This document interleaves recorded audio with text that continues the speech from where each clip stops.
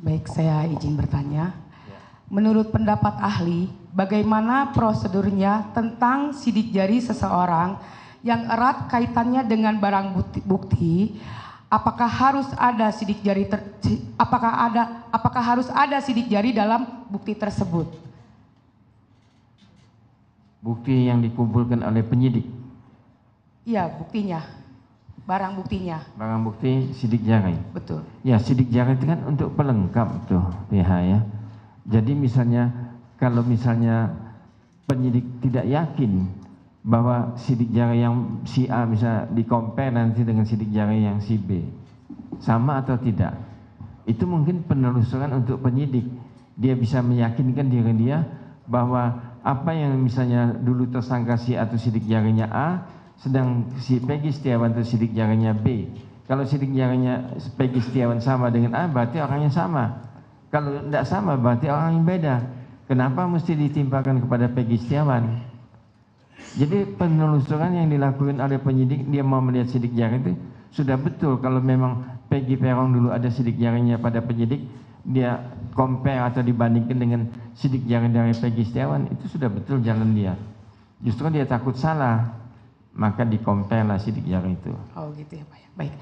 Bagaimana pendapat ahli mengenai sidik jari yang seharusnya yang tadi Bapak bilang ya, sebelumnya di tahun 2016, namun baru diajukan saat ini. Apakah keberadaannya itu masih bisa dipakai sebagai alat bukti?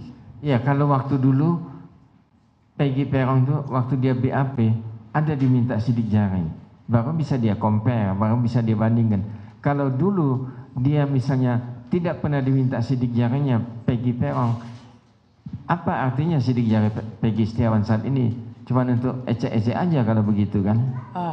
Berarti tidak berarti ya, itu berarti ya, tidak bisa ya? Nggak ada perbandingan kan? Oh, tidak ada perbandingan ya? Berarti tidak bisa dipakai ya Pak ya? Tidak sah. Oke, tidak sah ya Pak ya. Satu lagi Pak, berdasarkan sidik jari kepada tersangka di atas kertas kosong tanpa didampingi oleh penasehat hukum, apakah itu dibenarkan atau dilegalkan? Mohon pendapatnya Pak. Biasanya kalau misalnya sidik jari atau cap jempol itu mesti disaksikan oleh notaris.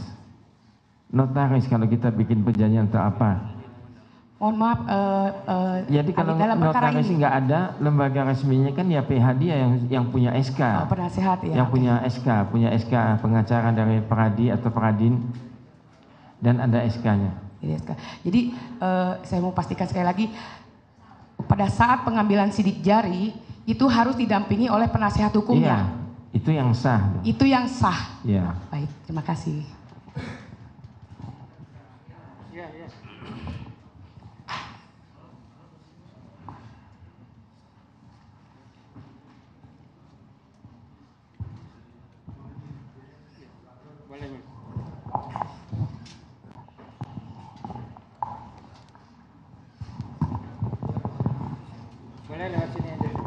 Baik,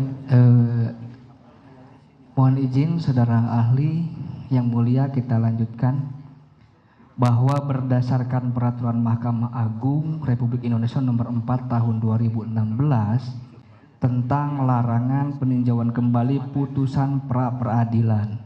Ya. Di sana dalam pasal 2 ayat 2 mengatur dan menyebutkan pemeriksaan pra peradilan terhadap permohonan tentang tidak sahnya penetapan tersangka hanya menilai aspek formil, yaitu apakah ada paling sedikit 2 alat bukti yang sah dan tidak memasukkan materi pokok perkara. Itu isi pasalnya.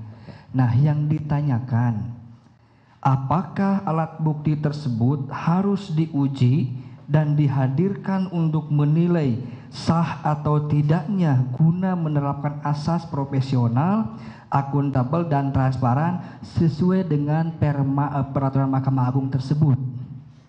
Ya. Jadi tadi sudah saya jelaskan di depan hakim bahwa masalah prapit ini tidak punya 2 kualifikasi hukum. Jadi misalnya yang mana untuk wadah untuk pra peradilan, yang mana bukan untuk wadah pra peradilan untuk perkara pokoknya. Nah, itu mesti kita pisahkan. Apabila itu disatukan dalam wadah pra peradilan, maka tuntutan pra itu bisa tidak dapat diterima atau ditolak. Nah, yang mau ditanyakan apa?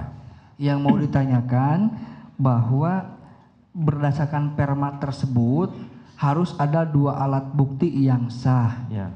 Nah, untuk menguji sahnya, bukan menguji formilnya, bukan menguji materialnya, tetapi untuk menguji apakah alat bukti dan barang bukti tersebut sah secara hukum, itu harus dihadirkan di dalam persidangan pra-peradilan atau tidak perlu?